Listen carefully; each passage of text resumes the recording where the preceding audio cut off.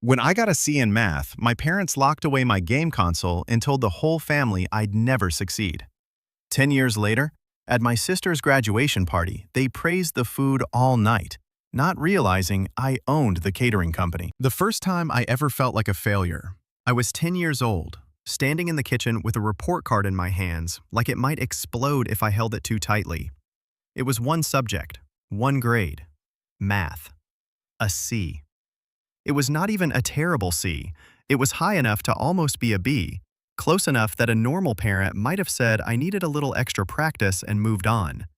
But in my house, that one crooked letter was enough to turn the entire evening into an emergency. My dad looked at the paper, let out a long sigh, like he had just been drafted into a war he never wanted to fight, and said he had expected more from me.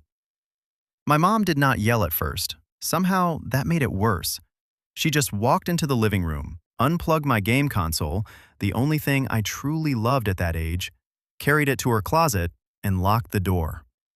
No warning, no explanation, just the click of the lock and the sentence that followed it. I would get it back when my grades improved. The punishment hurt, but what came after hurt more. Within 24 hours, my aunt knew. My cousins knew. Half the church seemed to know. My 1C in math turned into a family announcement, a public diagnosis, proof that I was falling behind. At potluck dinners, I could feel the whispers before I even heard them. Poor Jamie, he used to be so smart. Maybe he should stop playing those video games. They never said it directly to my face, but every look felt like a warning label had been pasted across my forehead. I became the example other parents pointed to without pointing. Do your homework or you will end up like him. I was not failing, I was just human. Meanwhile, my little sister Lauren was treated like a golden egg wrapped in velvet. Perfect handwriting, perfect hair, perfect attendance. When she got an A- in science, my mom emailed the teacher as if the grade were a clerical error that needed to be corrected by upper management. My dad bragged that Lauren was exceptional, that she was built different. I used to joke to myself that if Lauren sneezed, someone would rush to frame the tissue. But I was the family's official disappointment. I was the test run, the prototype, with bugs, the child they corrected in public, so everyone could see how seriously they took failure. By middle school, I stopped bringing my report cards home. Not because I was failing, I was not. I simply could not see the point anymore. If I got straight Bs, I was told I could do better. If I brought home one A, the question became why the rest were not A's too. There was no finish line where I got to be enough. The game console never came back. Eventually, I bought a second-hand one with my allowance, hid it under my bed, and played it with headphones on after everyone went to sleep. Those quiet hours with the volume low and the house dark were the only times I felt like myself. One night, while I was sneaking in a session around 2 in the morning, Lauren peeked into my room and told me, Mom said I would never get into college if I kept playing games. She was 9 years old, repeating words she had heard from adults who were supposed to know better. The worst part was that years later, she was technically right. I did not get into a university, but not for the reason they thought. In high school, I stopped trying to impress anyone.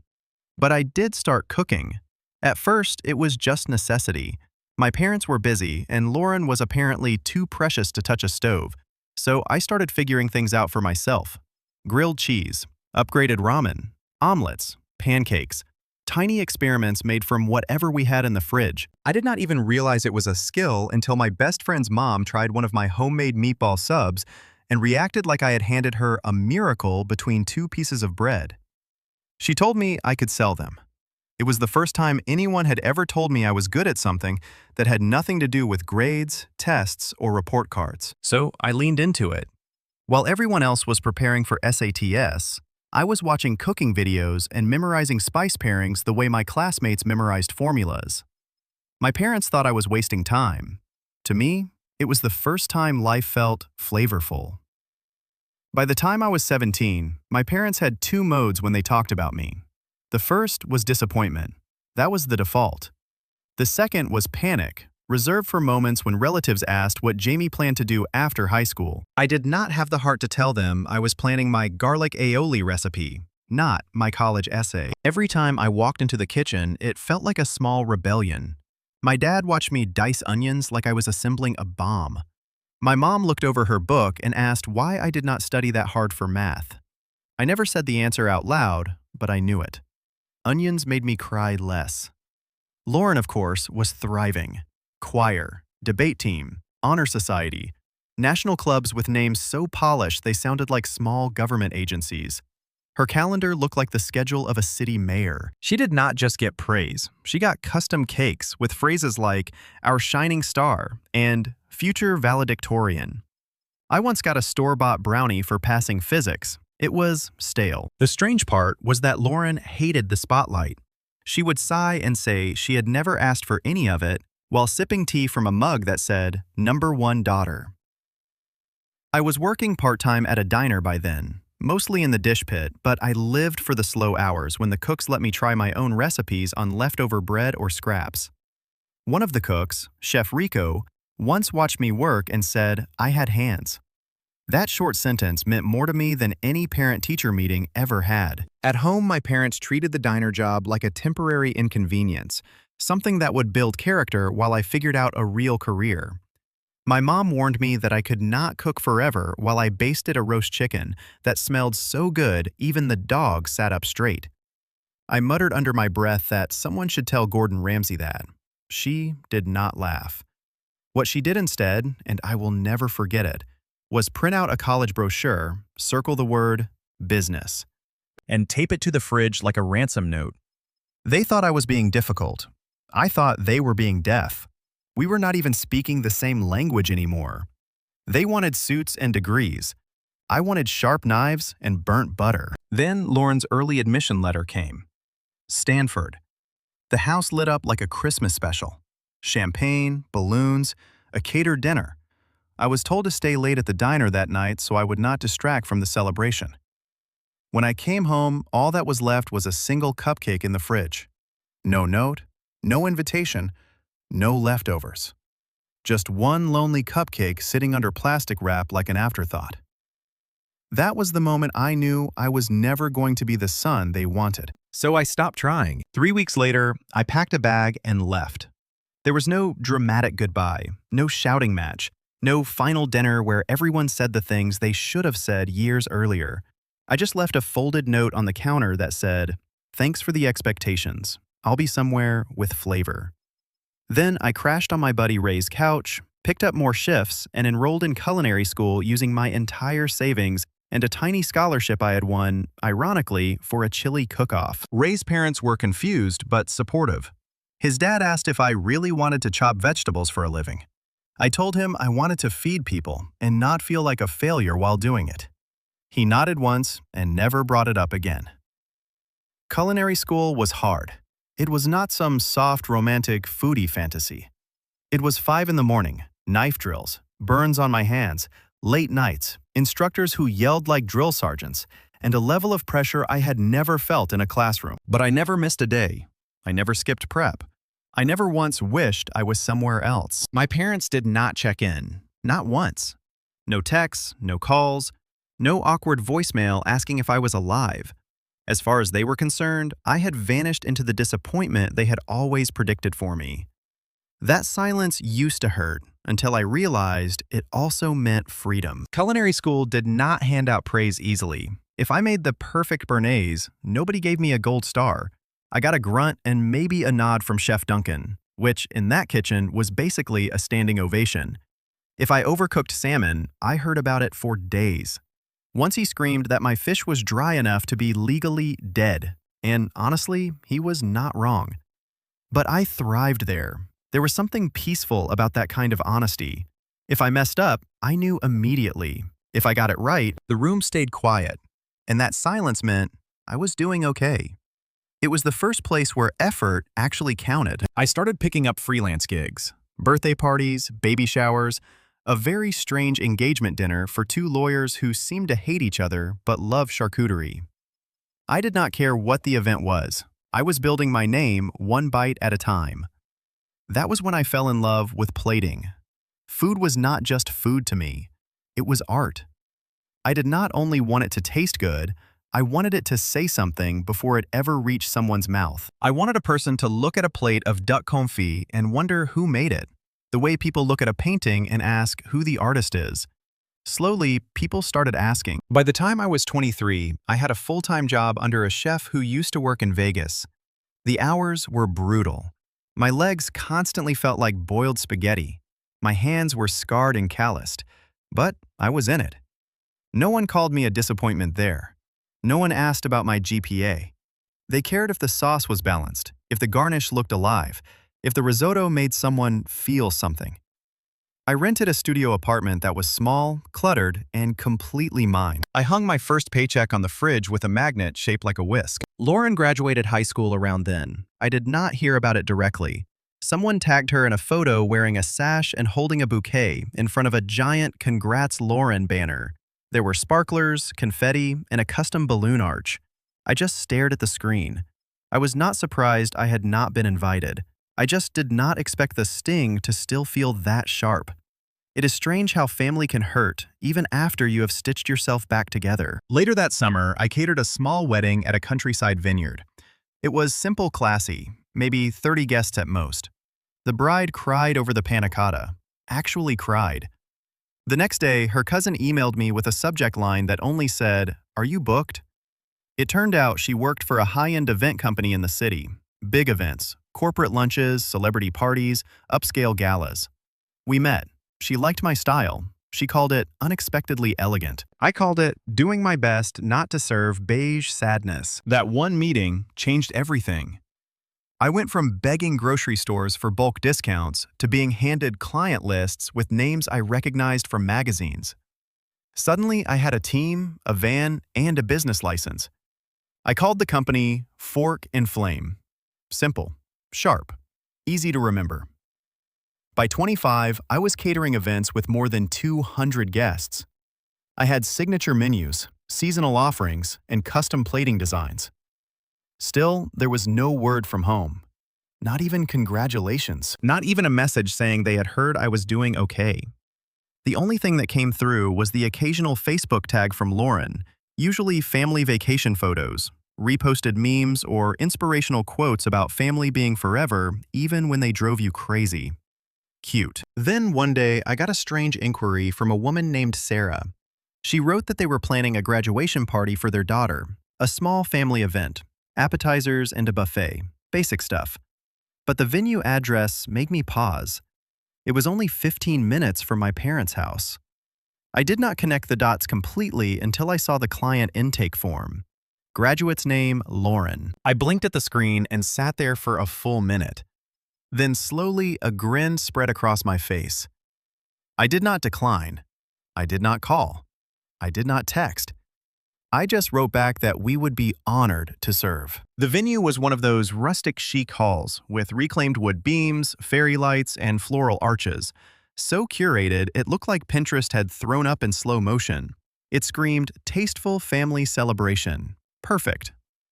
I arrived 4 hours early with my crew. We were running a smooth, buffet-style setup with past appetizers and a dessert table designed to look like a garden. Edible flowers, sugar-dusted berries, lemon tarts in tiny glass domes. If they wanted fancy, they were going to get Michelin-level fancy. My guy Marcus peeked through the kitchen window and asked if that was my family out there. I did not even have to look. I knew the voices. I knew my dad's awkward half-joke about taxes. I knew my mom's sharp tone when she spoke to servers like they were beneath her. I told Marcus, yes, that was them. He asked if they knew. I shook my head. He muttered that it was about to be poetic. The staff was prepped, uniforms crisp, timing tight. I stayed in the kitchen at first, not hiding exactly, just waiting. I watched through the slotted doors like a director standing behind the curtain. Lauren was glowing, I will give her that. Blue satin dress, honor cords, that same practice smile from every childhood photo. She had no idea her failed sibling was orchestrating every detail of the party, down to the shade of the table linens. As guests started arriving, the compliments rolled in. People asked who had made the lamb skewers. Someone said the hummus was incredible. Someone else wondered if the lemon aioli was actually heaven. Lauren beamed like she had made it herself. My parents floated around accepting compliments like they were hosting the Met Gala. I heard my mom say they had hired the best, and then, I swear, she winked. That nearly broke me. I had to turn away before I accidentally dumped an entire tray of shrimp into the sink. By the time dinner started, I knew I had to step out eventually. I could not hide behind the convection oven forever. I grabbed a fresh dish towel, wiped my hands, adjusted my chef code, and walked out like I had done at 100 other events. Except, at this one, I knew every face. I walked past my uncle's smug grin, past my cousin who had once told me I would be lucky to work at Olive Garden, past my mom, mid-sip of white wine. None of them flinched, not even a double take. I was not the Jamie they remembered. I stood taller. I carried a different weight. I had a beard, a kitchen tan, and a black chef's jacket embroidered with the gold Fork and Flame logo. To them, I was just another staff member. Until Lauren caught my eye. She blinked, paused. Her smile wavered. Then her lips formed my name. Everyone turned. Silence vacuumed the room. My dad squinted. My mom dropped her fork. A cherry tomato rolled off her plate and bounced across the table. I gave a polite nod and calmly said I hoped everything was to their liking. The silence cracked like glass. My aunt actually gasped. Lauren's face moved through 5 emotions in 3 seconds: confusion, shock, realization, guilt, and something else. Something that almost looked like pride. She asked if I owned the company. I shrugged and said I had not known she was graduating. It was my version of a clean return serve. My mom recovered first, of course. She asked if I had catered the event, and the way she said it made the question sound half joking, half impossible. Me. I smiled and said, technically my team had done it, and I had simply picked the menu. My dad looked like someone had told him the IRS was online too. The best part was that most of the guests had no clue what the tension was about. They kept eating. They kept praising the food. They kept clinking glasses. A man near the dessert table said whoever made the strawberry tart deserved a Nobel Prize. I nodded and thanked him. My mother's jaw twitched. Lauren looked down at her plate. I just stood there, finally full. Not with food, with peace. I did not stay long at the table. After the tomato rolling across the table and the shocked silence, I gave a small smile and slipped back through the kitchen doors, like a ghost returning to his haunt. I decided to let the food do the talking and let the past simmer, but I could feel the atmosphere change. The guests still laughed and clinked glasses, but at the center table, a storm was brewing behind polite smiles and half-eaten lamb skewers. Lauren came looking for me first. She pushed open the kitchen door like she was afraid I might vanish again. She told me the food was insane, mind-blowing, and picked at a lemon tart with her nails while she said it. I told her I was glad she was enjoying it. Then came a longer pause, heavier than the first. She admitted she had not known I was doing all this. I told her I had not known she was graduating. She looked down and said she had not invited me because Mom said it would make things awkward. I raised an eyebrow and said Mom had nailed that part. Lauren winced, but to her credit, she did not run away. She said she had not thought I would come anyway. I told her I had not come as a guest. I had come to work. That landed exactly where it needed to. She quietly said she deserved that. For a moment, leaning against that counter, she was not the family favorite, or the golden girl with ribbons and speeches. She was just my kid's sister again, the person I used to bake cookies with on Saturdays. She told me she mentioned me to people sometimes. I asked if that was before or after they complimented the aioli. That actually made her laugh. Then she got serious and said she was proud of me. I blinked. Not because I believed her instantly, but because a part of me desperately wanted to. Before I could answer, the kitchen door burst open again. Of course. My mom stepped in like she owned the place and asked if we could talk. I motioned for my sous chef to give us a minute. She waited until we were alone, then wasted no time. She said I could have told them about the whole thing. I asked what exactly I should have told them. That I had not failed like they predicted? That I was catering my own sister's party? I told her it had not seemed like I was on the invite list. Her lips thinned. She said she thought I was still finding myself. I laughed one short and dry. I told her I had lost myself in that house. and what I found came later. She glanced around, probably realizing for the first time that every table, every bite, and every flower on the cake had my fingerprint on it. Finally, she said, I was successful, like it was a strange diagnosis she had just been forced to accept. I thanked her with as little warmth as possible. Then she said I could have used this as a chance to reconnect, a chance to mend things. I asked if she meant sweep everything under the rug and pretend the last decade had not happened. She flinched. She said they had been hard on me because they wanted the best. I cut in and told her they wanted me to be someone else. They wanted me to be Lauren. Perfect, predictable, polished. She went quiet. Then she said they had not known I would turn out like this. I nodded and told her neither had I. Lauren looked between us, like a child caught between two countries trying to negotiate a ceasefire. Then she asked if I would come out at least for dessert. I looked through the small round window in the kitchen door. My dad was still sitting at the center table with his wine glass untouched. He was not smiling. He was not speaking. He was just staring at his plate like it was a confession. I sighed and said I would come out. Not for Mom, not for Dad, for Lauren. And maybe just a little. For the version of me who had once cried over a locked game console, believing a C meant he would never be worth anything. Back in the hall, the lights had dimmed slightly. Soft amber glow filled the room. Fairy lights hung overhead, throwing little shadows across the white tablecloths. People were wiping their mouths, pushing back chairs, and taking second helpings of dessert. Someone tapped a microphone, and the sound echoed softly through the room. My mom went up, first glass in hand, her voice shaking with fake humility and well-rehearsed pride. She opened with a quote about hard work, something about stars and grit, and how success is never handed to you, which was ironic considering half of Lauren's life had been wrapped in velvet and silver spoons. Then she gestured to my dad and said he had something to say too. He stood slowly, and the room became still. I watched from the kitchen archway with my arms folded and my expression neutral. Inside, I felt rage, bitterness, and a weird sour kind of hope, all twisting together. He cleared his throat and began by saying that when Lauren was born, he remembered thinking she would be the one to make them proud.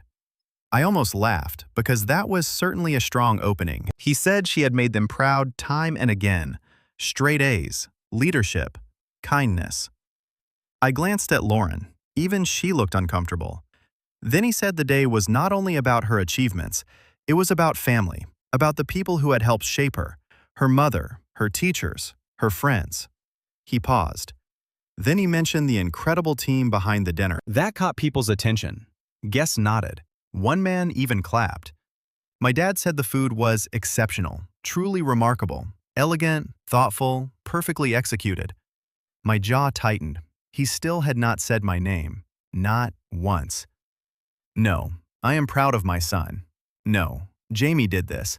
Just the team. Lauren leaned toward him and whispered something, but he ignored it. Coward. I could have stayed silent. I could have let it pass. But something in me snapped. It was not exactly anger. It was exhaustion. A lifetime of it. So I stepped out again, walked straight to the table, cool and calm, and picked up a tray of mini eclairs, like I was just another caterer doing my job. People turned. They stared. Someone whispered like they were starting to understand. My dad's face twitched. I said I was just topping off the dessert table. Lauren looked at me with pleading eyes. My mom looked like she wanted to disappear. My dad could not even look at me. As I turned to go, a voice from the crowd called out and asked who the chef was, because they wanted to hire that person for their son's wedding. I paused. Then I turned back casually and said it was me. Fork and flame. I told them I would leave a card at the table. The guest looked impressed and asked if I owned it. I said I had built it from scratch, kind of like I had to do with my life. My mother's wine glass hit the table a little too hard. That was enough. I walked away, but the ripple had already started. More people asked questions, more heads turned. Lauren tried to mediate. My mom tried to deflect. Dad stayed frozen, like a statue of regret carved out of pride and idleness. The thing about food is that it reveals people. Who is grateful? Who is entitled? Who says thank you? Who pretends they cook the whole meal? I did not need a toast. The applause came anyway, not loud and not all at once, but in small, genuine pieces. Guests walked up to shake my hand. They called me brilliant, talented, gifted, all the things I had never heard growing up. And none of it came from the people whose approval I had once starved for. By the time we packed up, the sky had turned cotton candy pink. My team worked fast, sweeping trays, boxing leftovers, and loading the van like they had done it 100 times. Because they had. Normally, I would hang back to go over receipts and make sure nothing had been forgotten. This time, I stood in the parking lot for a minute and just breathed. Lauren came out first. She looked different, a little deflated, a little older, like the celebration high had evaporated and left reality behind. She asked if I was okay. I said I was. Then I asked if she was okay. She shrugged and said she did not know. It was honest, and I appreciated that. She kicked at a pebble on the ground and said that, growing up, she had always thought I was the strong one. I snorted and reminded her I was the one crying over math homework. She smiled faintly and said yes, but I had left. I had gotten out. She had stayed and been praised for things she did not even want.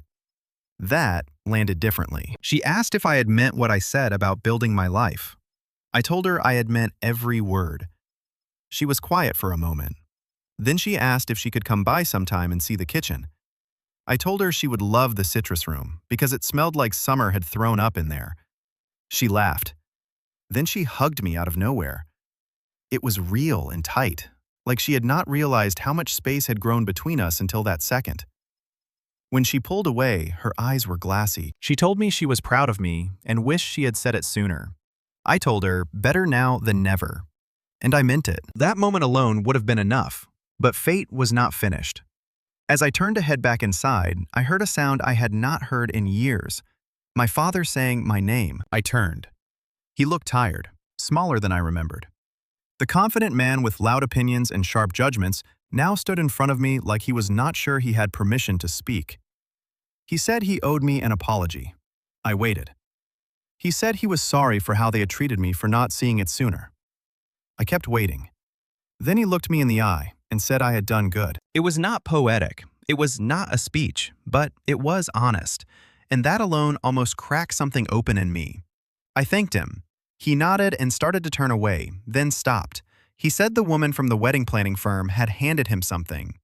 He passed me a small envelope. Inside was the final invoice, neatly printed and itemized. At the bottom was a handwritten note that said it had been paid in full with interest. He read it, then looked up and asked if that was from me. I shrugged and said maybe someone thought it was deserved. He almost smiled. Almost. Instead, he gave one short nod and walked away. That should have been the end, but the next morning I got a phone call from an unknown number. I let it go to voicemail. It was my mom. She said she knew I was upset and that she understood. She asked if we could have dinner, just us, no speeches, no pressure. She said they just wanted to see me and asked me to call her back. I stared at the message for a long time, not because I did not expect it, but because I did. People always come back when the plate is full. That night, I sat in my tiny apartment eating leftover tarts straight from the box and thought about it. Not the apology, not the dinner invite. The thing I kept thinking about was that for the first time in 10 years, I was not hungry for their approval anymore. A week passed before I heard from them again. No texts, no calls. Just a plain white envelope slipped under the door of the catering office. My receptionist thought it was a bill. Inside was a cream-colored card, embossed, probably picked out by my mother. The front said, "Family was where life began and love never ended." Inside, they had written that they were sorry and that dinner was still open if I ever felt ready. It was signed with love from Mom and Dad. Taped to the bottom was a faded photo of me and Lauren, maybe 10 and 12 years old, making gingerbread cookies, frosting on our cheeks, me mid-laugh, flour in my hair, Lauren missing her 2 front teeth. There was no second note, no long explanation, just that. I stared at it for a while. I was not angry. I was not moved either. I was just tired. It was not that I had never wanted that kind of sentiment. I had. Growing up, I used to practice entire conversations in my head. What I would say if Dad ever admitted he was wrong. what I would do if Mom finally hugged me without adding a backhanded comment first.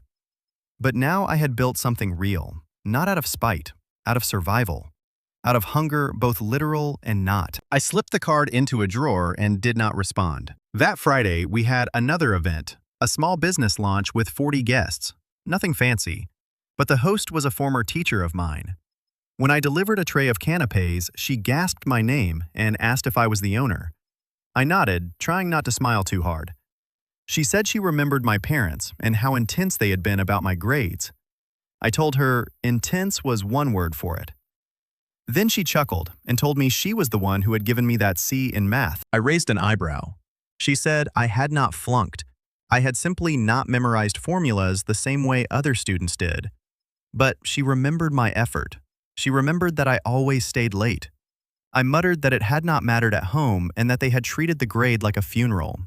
She tilted her head and said she had hoped someone would notice the effort, and she was sorry they had not. That stayed with me longer than it should have. After the event, I went home, opened the box under my bed, and pulled out the old note, the one my parents had taped to my game console when I was 12. It said, "Until you take life seriously, no games." Back then, that note broke me.